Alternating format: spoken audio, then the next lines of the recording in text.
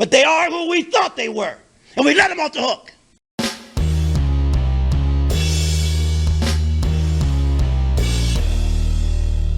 How's everybody doing? My name is Anthony Brian Logan, and today we got to talk about Project Veritas yet again exposing the company. This time it's ESPN. Now, if you've watched that network over the past 10 years, you've seen how woke they've become. They've leaned into all this BLM and leftist extremism and a far left political stuff. I saw J.A. Adande on there talking about the Uyghur situation in China is the equivalent to voting laws in Georgia. I mean, stuff like that has become the norm. However, there is a different side that you don't see. You don't see the corporate side, how the regular normies that work there, what they're dealing with. Now, before I go any further, let's roll the clip. In this clip, you're going to see a condensed version of the Project Veritas expose. If you want to see the full thing, I'll link to it in the description box. But after we get done watching that, I'll come back. I'll talk about what was said there. Then I'll give you the rest of my 2 cents and my deep detail analysis, and then I'll wrap it on up with a nice bow on top. So without further ado, let's go ahead and roll it.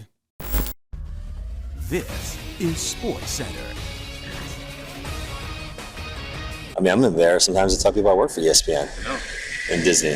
Yeah, it has different connotations now. Yeah, it's sad. It's a global entity of forced thought.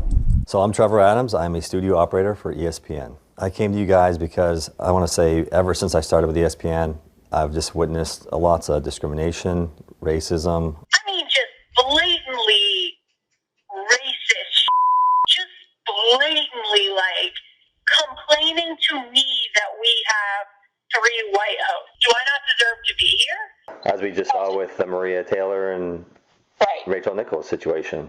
Exactly. And like I said, at the end of the day, they're choosing between us and social media reaction. We're not in the social business. Yeah. Like, especially with the Black Lives Matter thing, they dove into that to try to be like a face for it all. Yeah. But then at the same time, it kind of backlashed because now they have to do it for everything. I went way into it. Not even just the bull, but also, for me, the racial shit that they have to say all the time. This company has set it up where you can't say anything because immediately they turn it around and scream racism. I figured, hey, let's just send an email to the head of the company. That's email the whole company. One of the things I did want to speak to you about is there's a comment there that says, come see what happens. It says, 9:30 is the deadline, come see what happens. And obviously, I wanted to understand what you meant by that comment. So we had this meeting, and then 2 days later, I come home after my days off, and I had the police at my house. I mean, does that sound like a threat? No. I mean, it's not. Sounds like nothing. There's a time where you're told, you just if you speak up, you risk everything. Yeah. Oh yeah. You live in proof of that. But I can say my personal experience is everything else on that email is correct. Yeah. That's from my experience, especially the discrimination and the racism. I'm glad you did, because now they can't run from it. And if they try to do something that runs you out of the building for no reason, then they're not going to get away with it. All right, so you saw that, you heard that. Now, there's so much to say. First of all, as I played in the very beginning, they are who we thought they were. This is pretty much what happens at a place like ESPN. See, there's one thing to see the woke stuff when you're watching the finished product. I guess you would say what the end user gets. When you turn on a television and you see one of these analyst shows, and that right there kind of gives you a glimpse into it, because when I'm watching, like let's say I'm watching the basketball game, right, or I'm watching some NBA coverage, like highlights, I don't really want to see 3 white women on there that have never played basketball before, that aren't in any kind of way involved in sports. They're just like writers. It doesn't make any sense. Now, I'm not racist at all. It doesn't matter if there are white women or black women or even black men, but at least have some maybe former NBA players, guys that have played the game, guys that understand the game a little bit. Just like with TNT, they do it perfect. Okay, you have Ernie right there.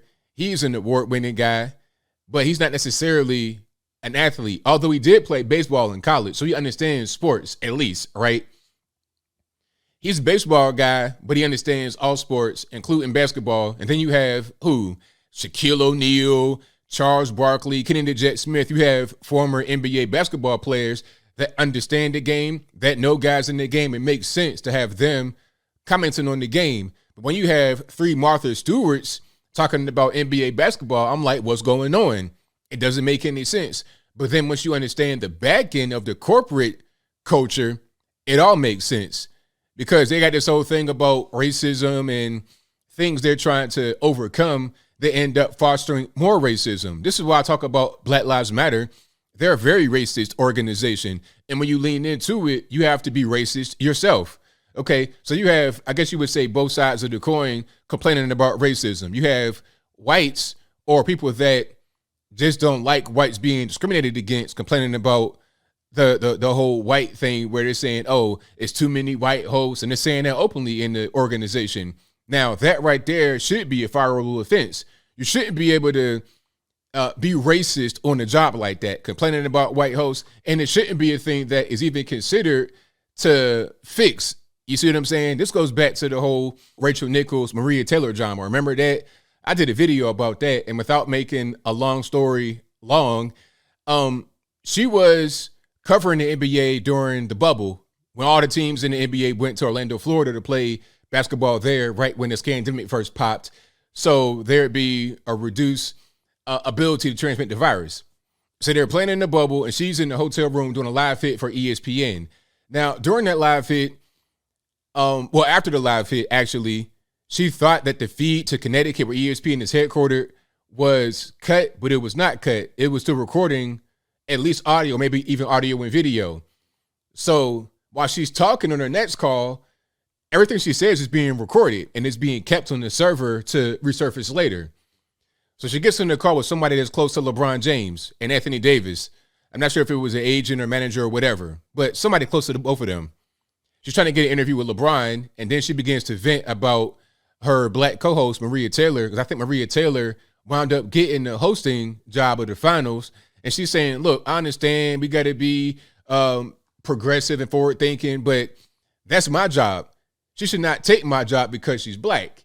Now, that was held on to for like a year, and right during Maria Taylor's contract renegotiation, it was brought right back up. You see what I'm saying? So the culture at ESPN is race. And everything's divided up into little groups and pieces. You got the whites over here, the blacks over here, Asians over here, and you got everybody just kind of being weird with each other. Then you have the politics within the black spheres of ESPN. I forget her name, Sage Steele. Now, Sage Steele is or was married to a white man for like 20 years. They got 3 kids. They got divorced, I think, 2019, 2020, but that's irrelevant. The point is that she was married to a white man, and allegedly she approached her black colleague and said that she was brave, or she wanted to thank her. Like, she was excited that she got married to a white person because she did not have to fall into the line of, oh, you gotta be married to a black person and all that kind of stuff. And then the person that got told that went and told the media, got on a podcast and said it's a whole bunch of drama, a whole bunch of mess, because the corporate structure of ESPN and to a greater extent ABC and Disney, which are the parent company, it sucks. The whole thing sucks. So you get in a terrible product. This is why people are not watching ESPN anymore. People are kind of confused. It's like, whatever happened to the Stuart Scott days? May he rest in peace. One of the best to ever do it. Cool as the other side of the pillow. Whatever happened to that? What happened to the sane Keith Olbermann that was on ESPN that we enjoyed when he was on SportsCenter? I mean, Stuart Scott is not walking through that door. A sound-minded Keith Olbermann is not walking through that door. The old school Chris Berman that we loved, that was full of joy, is not walking through that door. Skip Bayless, they're not coming through the door. All they have left at this point is Stephen A. Smith. Love him or hate him, he is the biggest draw on the network. Probably the biggest draw on sports television, period. Okay, I don't see anybody that's really bigger than him as far as a draw. I think maybe Inside the NBA on TNT as a collective are like somewhat of a close rival to Stephen A., but nobody tops what he does. He's just the best of the best. So he's in a weird situation because of all this wokety woke stuff. He kind of tries to get a little unwoke. It's weird. But ultimately, everything that was said there, we already know. And let it be a lesson to anybody that wants to get into corporate America. I couldn't fit personally because I'm too independent minded. I'm not the kind of guy that's really going to fall into submission. I just can't do it. I'm just me. So I can't really do that kind of thing. If you are in corporate America, nothing against you, but I just can't do it. That's just not really my cup of tea. But if you're going to be in the corporate structure, let it be healthy. Don't have something toxic like this. And don't think because you're a black person and they stand for quote unquote Black Lives Matter that they're going to be on your side. Because ultimately you're going to get the Asian HR guy is going to come and be like, hey man, I saw something on your Facebook page. What'd you mean by that? What'd you mean by this? And all this and that and the third. They say one thing publicly, do something else privately, but in this culture itself is just so convoluted and weird. Nobody really knows where they stand. And as a result, as I was saying from the beginning, you get a terrible product. The finished product is trash. That's why people are going to Fox Sports 1 and they're going to even TNT just for the sports coverage. If I have to watch a game on ESPN as I close, if I have to watch a game there, like let's say it's a Milwaukee Bucks game, that's my team, and they're playing like the Golden State Warriors or something like that. Great game, right? If it's on ESPN, I'm going to do my best to avoid any of their commentary. I mean, even during the game, they're talking about black this and LGBT this. I'm not trying to hear any of that. I just want to see the basketball game. Talk about basketball and that's it. When you try to weave in other things, it's a turnoff. Nobody wants to hear it. Nobody wants to see it. Okay, I'd rather just turn the whole TV completely off rather than to hear that nonsense. It reminds me of when Bob Costas would get on during the NFL halftime show and preach some kind of woke message talking about pollution and racism. It's like, look, man, I don't care nothing about that. All I care about is hut, 1, 2. And we got 3rd and long. We got 1st and short, 1st and goal, touchdown, field goal, safety. That's all I really care about. I ain't caring about nothing else you're saying right now. ESPN should take notice and fix their corporate structure. But I think to them, this works. This makes sense. And really, it's kind of outside of their hands. It's Disney, really. And we see what Disney puts out. We see what kind of woke nonsense they're into. So until you have big corporate change, until the Bob Igers of the world tighten up, we're going to have more of the same. But I think I'll leave that right there for now. And what say you? How do you feel about Project Veritas exposing ESPN? Whatever your thoughts are, let me know in the comments below. You guys pretty much know where I'm at. They are who we thought they were. As my man Denny Green said in the very beginning, this is not really a surprise. But it's a great window into those who think this woke stuff, all this blackity black and Black Lives Matter, who think that's going to be a good culture to work in. It's not going to be a good culture to work in. Even the black folks that believe in it don't like where they work.